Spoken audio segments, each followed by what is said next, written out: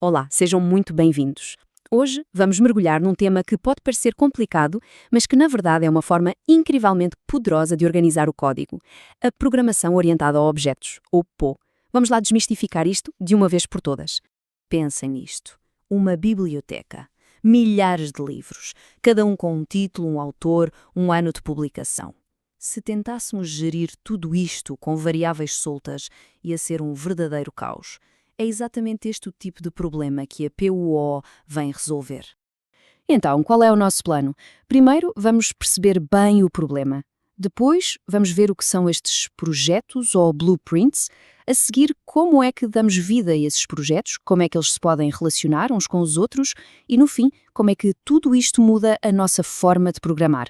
Voltando ao nosso problema, a questão de fundo é esta. Como é que organizamos dados que se repetem, como os dos livros, de uma forma que seja limpa e escalável?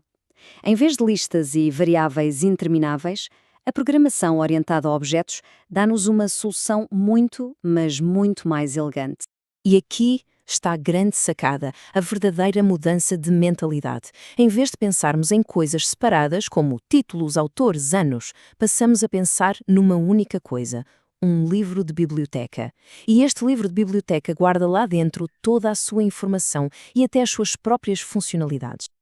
Ok, faz sentido. Mas como é que se criam estes livros de biblioteca? Bem, é aqui que entra a peça central de toda esta história: o conceito de classe. É fundamental perceber isto. Uma classe não é o livro em si. É a ideia do livro, a receita, o molde. A classe diz-nos que qualquer livro que criarmos terá de ter um título e um autor. Ela define as regras do jogo. E olhem, esta analogia é simplesmente perfeita. A forma das bolachas é a classe. É o que define o formato. Com essa única forma, podemos fazer quantas bolachas quisermos. Cada bolacha individual é uma instância ou um objeto. Todas seguem a mesma estrutura, mas cada uma é única. E aqui a diferença é como da noite para o dia, não é?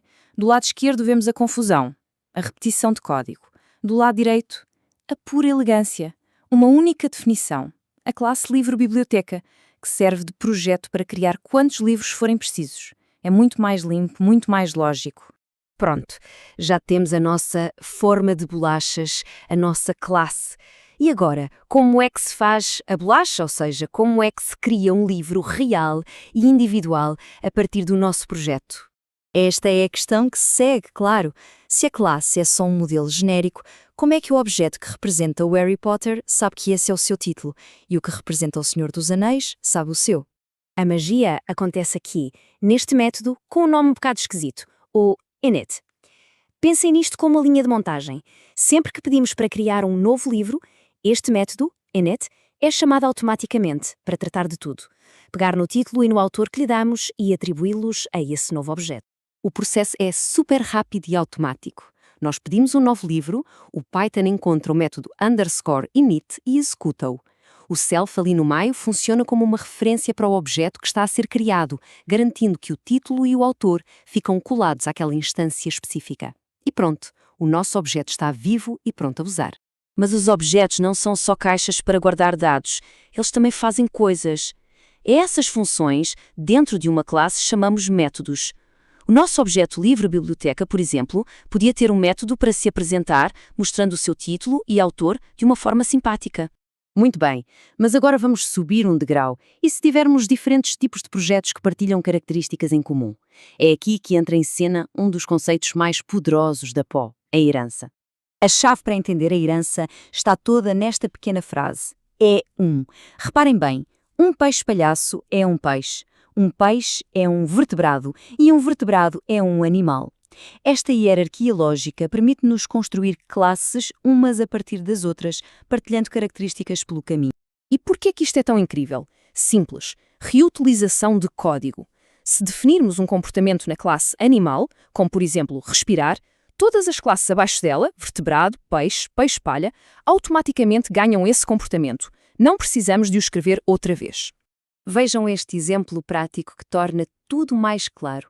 Se definirmos um método falar na classe peixe, qualquer classe que herde de peixe, como peixe-cirurgião, pode usar esse método diretamente, sem qualquer esforço. É como receber uma herança. mas em código?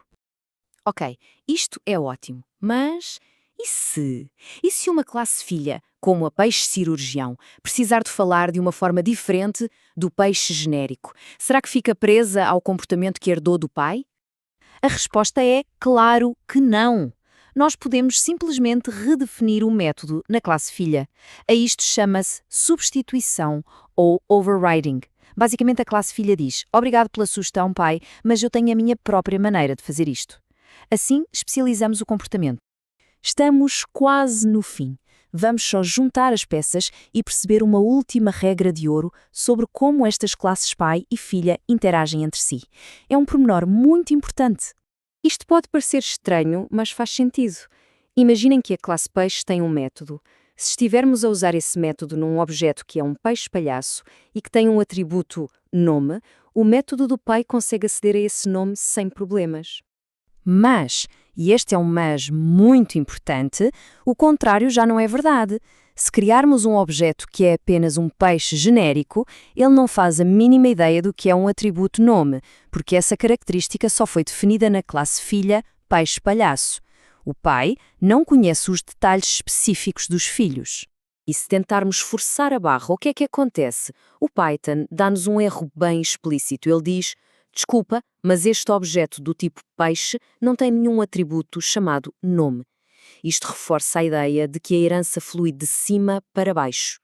Então, para fechar, por que é que vale a pena pensar em objetos? Primeiro, pelo encapsulamento, que junta os dados e as ações no mesmo sítio. Segundo, pela herança, que nos poupa imenso trabalho e cria hierarquias lógicas. E terceiro, pela abstração, que nos permite usar coisas complexas sem ter de saber todos os pormenores de como funcionam por dentro. E para terminar, fica esta reflexão, que vai muito para além do código. Isto não é só uma técnica de programação, é uma forma de pensar. Se começarmos a ver o mundo à nossa volta como uma coleção de objetos que têm dados e comportamentos, que outros problemas complexos fora do software poderíamos começar a resolver de uma forma mais clara e estruturada? É uma ideia para se pensar.